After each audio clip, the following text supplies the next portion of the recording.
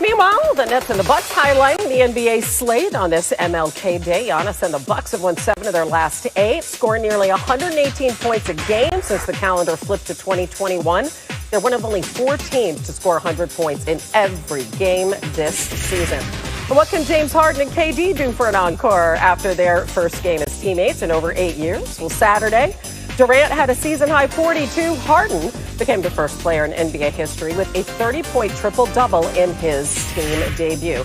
And Kyrie Irving will sit out his 7th straight game tonight, according to Adrian Wojnarowski, after leaving the Nets for personal reasons almost 2 weeks ago. Woj reports that Kyrie is trying to ramp up his conditioning before returning to game action. As Malika Andrews joins us now live from the Barclays Center with more.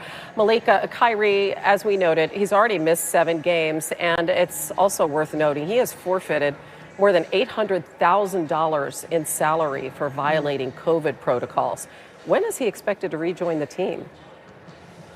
Well, the hope, Steve Nash just said a couple of minutes ago, is that he is going to be able to rejoin the team in Cleveland on Wednesday, Hannah. Now, remember, the league allows for players who have been in quarantine, like Kyrie Irving was when he was found to have violated those health and safety protocols, to take a couple of days to get their legs back underneath them. Take a listen to what Steve Nash said about that with Kyrie Irving. I think he just want him to ramp up accordingly to protect him from unnecessary injury. So I think he got some work yesterday, possibly today. He'll get some work tomorrow, and then we'll go to Cleveland and hopefully he'll be available on Wednesday night. What you want to see is just him to get some time, like you said, in his legs, so that he's more able to adapt back to playing. You know, it's if you haven't played, you know, there's no way you can simulate it. So I think it's important that he gets a little bit extra work and is as prepared as possible to play Wednesday. So this is a team that doesn't practice a whole lot because of their schedule. They have been playing games almost every other day consistently, but tomorrow they do have that window. They do have a practice on their schedule. What Steve Nash said is that they want to get Kyrie Irving in with their, quote, stay ready group. They don't want to run their stars a little bit too much. So even though he's expected to practice tomorrow, it probably won't be a full court press with James Harden and Kevin Durant. That won't come until he's actually playing in a game, Hannah. And interesting that he could come back against his former team, Cleveland. All right, let's talk about these former teammates that you just mentioned. And it's a very small sample size, but Harden and Durant did combine for 70-plus points in their win over the Magic in their first game back together on Saturday.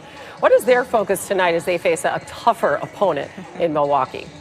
Well, of course, they're looking at what it could be that they could improve. So while folks around the team are excited to see their point production, what James Harden and Kevin Durant were talking about immediately after the game is that they combined for 15 of the team's total 19 turnovers. Kevin Durant said that he's going to actually need to talk to his new teammate, about how they can improve on that end. Steve Nash joked that James Harden almost had a quadruple double because he had 9 of those combined 15 turnovers. But James Harden said that he's not worried about it. He was really focused in on his passing last game. He said it's going to come with time. It's going to come with chemistry. It's going to come with better reads, and that will happen as they're out on the court a little bit more together, Hannah. And expectations even higher now for this team that has advanced past the first round of the playoffs since 2014. Very interesting times there for the new head coach, Steve Nash. Thanks, Malika. More SportsCenter headlines. This Monday, 2 head coach openings left in the NFL. Bucks defensive coordinator Todd Bowles is currently interviewing with the Eagles, sources telling Jeremy Fowler. And Chiefs offensive coordinator Eric Bieniemy is interviewing with the Texans as we speak, sources telling Adam Schefter. Bucks head coach Bruce Arians acknowledging that Antonio Brown had an MRI on his knee today. This coming after yesterday's win. The results of that MRI have not been made public yet. Browns played just 27 snaps, finishing with 1 catch in the W over the Saints last night. Tennessee has fired football coach Jeremy Pruitt for cause after an internal investigation revealed serious violations of NCAA rules, sources telling Chris Lowe and Mark Schlabach. Also, Hall of Fame coach Phil Fulmer will retire after taking over the athletic department for more than 3 years. No surprise here, Ohio State quarterback Justin Fields declared for the NFL draft today. ESPN's Mel Kiper Jr. ranks Fields as the third overall prospect for the 2021 draft. In a bit of a surprise in Columbus, Buckeyes receiver Chris Olave, Fields' favorite target, will remain in college and return to Ohio State next season. Still to come on SportsCenter, tracking the Texans' turmoil. Could Houston's looming head coaching decision help repair the fractured relationship with QB Deshaun Watson? The Mort Report is next. Plus, the storybook QB and Kevin Nagandi.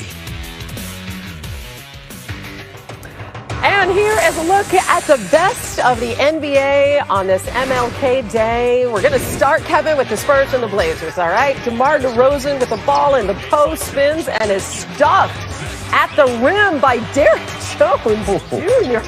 Whoa! And then Aldridge getting the feed and Jones Jr. is coming out of nowhere. I mean, it's just so good. You have to see it again. Look at that! Goodness gracious. Oh, my goodness. Goodbye. Meanwhile, Dame Lillard is trailing Kobe Bryant by one three-pointer on the all-time three-pointers made list. And look at this, sizing up Rudy Gay and drills it. That's 1,828. Spurs, however, do go on to win this one, 125-104. Hawks taking on. Put it up and let him fly. That's John Collins for the easy two-handed field goal. Clint Capella, he had 23 points and 15 boards. Young in this one, 13 dimes, 20 points. And the Hawks, a game below 500, 6-7 after the W. All right, and starting the day off at noon Eastern, it was the Knicks and the Magic. And Knicks up by double digits here. Elfrid Payton showing off the handles. Finishes with the dunk. Look at this great move by Payton. Just throwing it down. He has 12 points in the game. And with the Knicks up by a dozen, Emmanuel quickly finds the cutting Obi Toppin. High-flying rookie. Boom. Knicks win 91-84. Under Tibbs, they go to 7-8. Everybody, great to be with you, partner. Great to have you with us. Yeah, conference championships are all set in the NFL. One huge question surrounding the defending Super Bowl champs is going to be there all week long and affect the entire picture. Yeah, the health status of Patrick Mahomes is the biggest topic this week as the reigning Super Bowl MVP remains in the NFL's concussion protocol. It's a developing story we continue to follow here on SportsCenter. After taking a hit in the third quarter against the Browns, Mahomes staggered briefly as he came off the field. Eventually, he went to the locker room and was declared out for the rest of the game. Here's Andy Reid today on the optimism. I just leave that with Rick and the docs, and because of the protocol, it's a no-brainer from the coach's standpoint. You don't have to think about it. You just have to go forward and make sure you have an answer if he's there, an answer if he's not there. I can't tell you from a medical standpoint where he's at. I mean, I don't know that. So that's their decision, and I just follow it. They're so good with the weapons that they have around Patrick. Andy does such a good job. They're well coached. That we've got to prepare for the system. We've got to prepare for both quarterbacks, and that's why we've got a lot of work to do this week, Adam. McDermott, part of that Andy Reid coaching tree in Philly. The NFL's head, neck, and spine committee developed a 5-stage protocol for returning to play, all supervised and reviewed by independent physicians. Here's stage 1, centered around rest with limited or no activity in order to minimize symptoms. Stage 2 focuses on light activity supervised by the team's medical staff. Then stage 3 involves getting back on the practice field. And stage 4 and 5 will involve more football activities for the player, like throwing, before one is fully cleared to play. NFL reporter Jeff Darlington joining us now from Kansas City with much more on this story. Jeff, what else have you learned about Mahomes' status today? Well, Kevin, first of all, considering the fact that the Chiefs' superstar quarterback is in concussion protocol and questionable for this AFC Championship game, they're actually pretty calm here at the Chiefs facility, and I think that sort of plays into the mindset of Patrick Mahomes. I've spoken to people who know Mahomes, also people in the organization, say he's in very good spirits. They even use the word precautionary when they talk about really what he's going through with this protocol. Now, you mentioned the 5 steps to get back onto the field. Right now, basically, he's just resting to make sure he gets back to that baseline spot. It ultimately doesn't matter, though, how Mahomes is feeling in terms of his spirits but rather how the independent neurological examiner gauges whether he's ready. That's something we won't know until the end of the week. So for now in Kansas City, the only thing we have is the high hopes of a team that wants to see him back on that field. That is the key. Independent examiner will continue to follow this developing story as the Chiefs get ready to host their third straight AFC Championship game. Jeff Darlington from